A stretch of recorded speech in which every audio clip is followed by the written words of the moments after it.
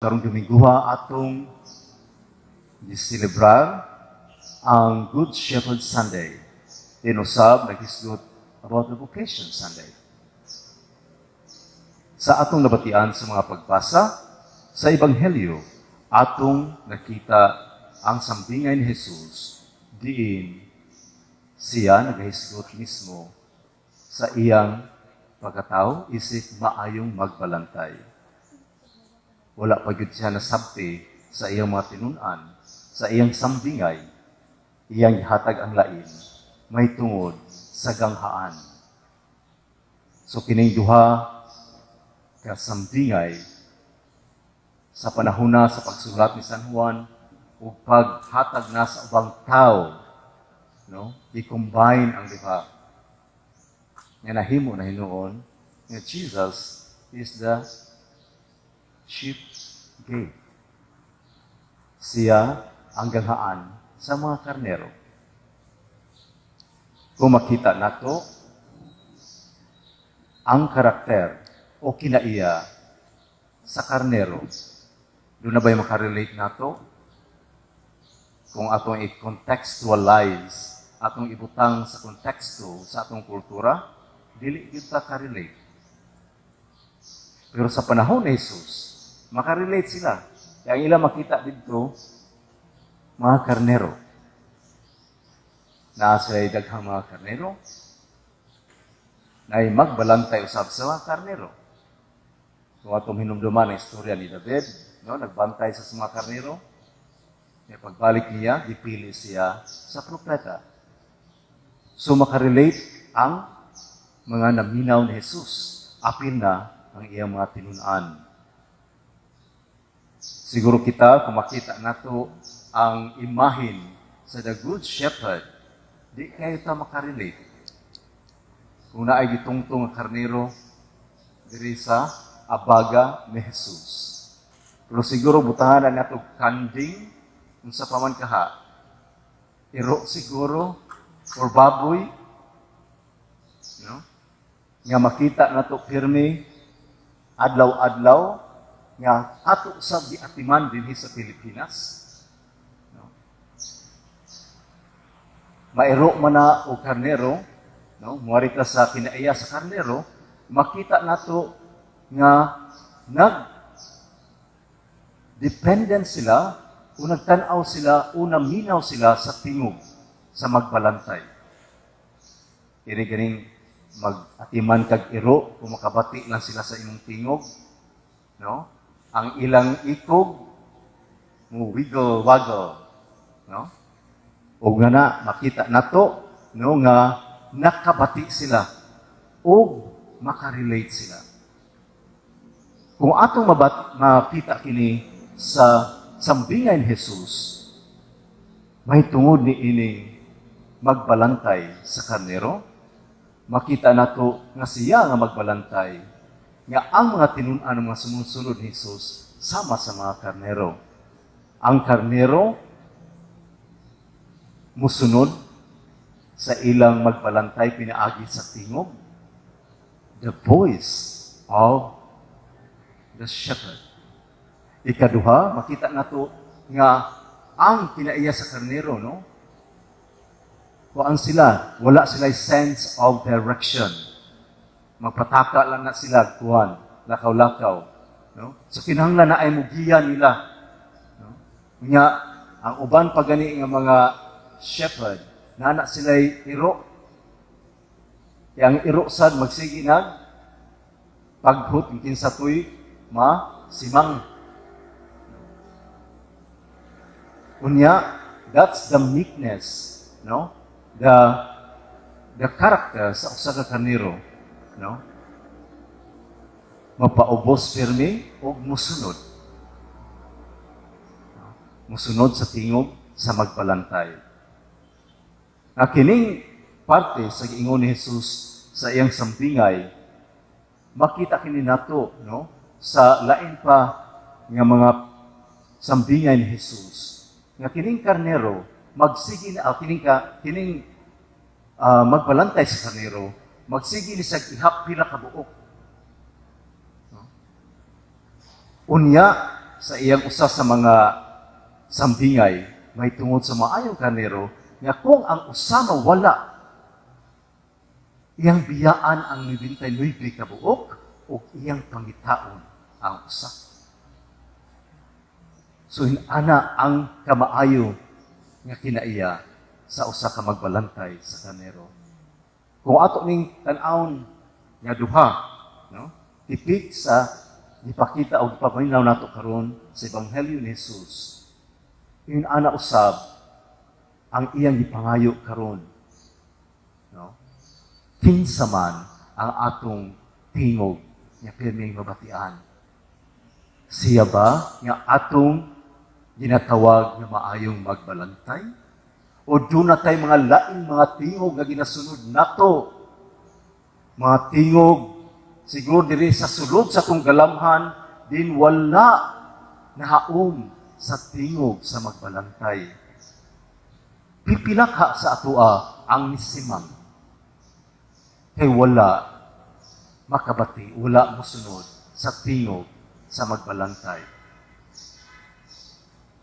Makita kini nato mismo sa atong mga desisyon, sa atong kinabuhi.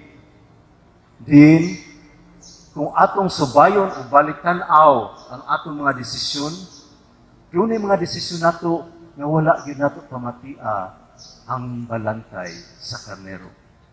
Naghimo ta o kaugalingon natong direksyon. Diin, nawala kita. Ang nakanindot sa itong magbalantay, pangitaon ta. Dili kita mo'y nangita. No? Kung gitawag kita pagbalik, no? Iyaya pong pangitaon. Asa naman tong akong hinigugmang karnero? Kung wa pa yun nato nasabti, ating tanaw ng ikaduhang sambingan ni Jesus, nga sumpay gihapon sa iyang pagkamagbalantay, kanato, nga siya maoy kang haan sa mga karnero. Buot pasabot, kung tanaw ni nato, kung siya ang ganghaan, siya ang agianan.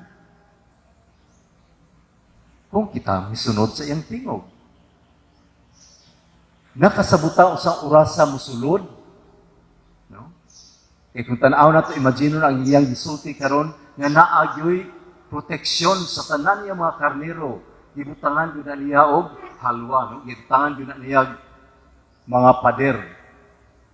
Aron, dili sila mga saag. So siya ang agianan. Siya ang pultahan. Ang ganghaan. So sa iyang isaysay diriya, sa iyang sambingay, ang kadtong dili buagi sa pultahan o sa agianan nga mangambak, no? Mo over the bakod. Over the bakod. Kung sa ito iyang giingon, mga kawatan o mga tulisan. Buot pasabot, they don't belong. Wala siya nasabi. Wa man sila nakaibaw nga naam ni dakong pultahan diri nga sudlanan o mugawas usab sila. Kung kini atong tan-awon ya mismo sa atong pagtuo, no? Mao bitaw nga sa unang pagbasa atong mabatian sa Pentecostes dito sa Jerusalem, sa dihang si Pedro nagsugod na og sangyaw sa maayong balita sa iyang kasinatian ni Jesus. Diha sa inspirasyon sa Espiritu Santo, no? Ang kadtong inyong gisakit, mao man tuntay muluwas kaninyo. Unsa may inyong buhaton karon? Sila sa nangutana kang Pedro, unsa may among buhaton? Repent and believe.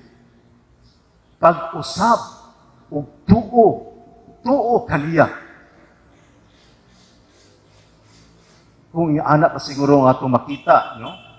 Pagkadaghan na siguro, gitikdol na yun ang atong mga ulo, gihatagan na yun ang oportunidad, diin, sa atong kasinatian, sa kinabuhi, present, o katong niagi, no? Ang mga kakulian karon, siguro makita na to, no? Nga unsa naman di ay, no? Asa naman dahil ko karon? Ako ba? Ang usa ka karnero nga hangtod karon nahisalaag pa? O ako ba karon naningkamot ko nga bisag na wala ko, pangita ko, nimbalik ko. Kaya nakadungog kong balik sa tingog sa maayong magbalantay. O misulod ako ni ining ganghaan nga siya mismo usab ang maayong magbalantay. Kung makita kini nato, no? Makaingon ta, kamaayo jud sa Ginoo. He is always good. Kung kana lang siguro atong tan-awon sa atong kinabuhi, no? Unsa pa man, no? Ang kanang mga ginagmayng tingog nato sa atong kaugalingon diin nakapahilayo kanato o nakapahisalaag kanato. Siguro mo ni atong tan-awon karon diha mismo sa atong kinabuhi. Nga manghinaot kita, no? Nga ang atong pagsulod ni iniganghaan through Jesus, no? Makadawat kita malipayon o abunda nga kinabuhi. Kung anak pa lang atong pagtanaw, unta. No? Wala siguro yo'y away sa pamilya. Wala yun siguro away sa atong komunidad. Puro siguro hapsay o kalinaw. Maman gani nga karong Dominguha atong ibalik tanaw. Kung kining tingog gikan sa maayong magbalantay ug ako kining gitubag diya mismo sa atong pagkabinunyagan, tan-aw na to og balik. Una sa tanan, ang tanang mga grasya nga atong nadawat sa Dios, pagkadaghang maayo nga atong nadawat. We don't take that for granted.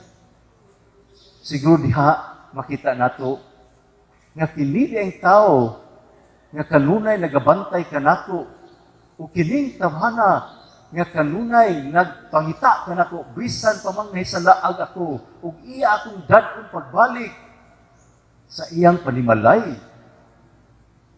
with all the protection and giving of abundant life. Unsa pa man, ngano pa man nga katig-a pa sa itong kasing-kasing. Kung kita diya sa itong pagkabinunyagin, gitawag kita to be holy. Kaya mauman ka na ang pinakanindot nga gihatag sa atong Diyos nga oportunidad sa atong pagtubag kaniya sa atong bukasyon to be holy. Ug diha siguro sa atong pagkita, sa atong kaugalingon, nga kadaghan nga mga maayong mga grasya atong nadawat sa atong kinabuhi, diha usab siguro atong ayuhon karon ang ato mismong pagtubag ni ini.